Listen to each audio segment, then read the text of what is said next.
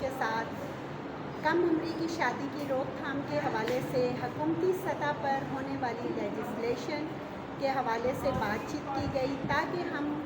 بطور شہری معاشرے میں چھوٹی عمر کی شادیوں کی روک تھام کے حوالے سے بربط اداروں کو آگاہ کر سکیں۔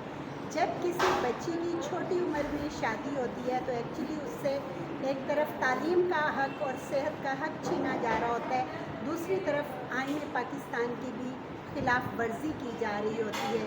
آج ہمارے درمیان یہاں پر پولیس ڈپارٹمنٹ سے بھی میڈم زرینہ موجود تھیں، جنہیں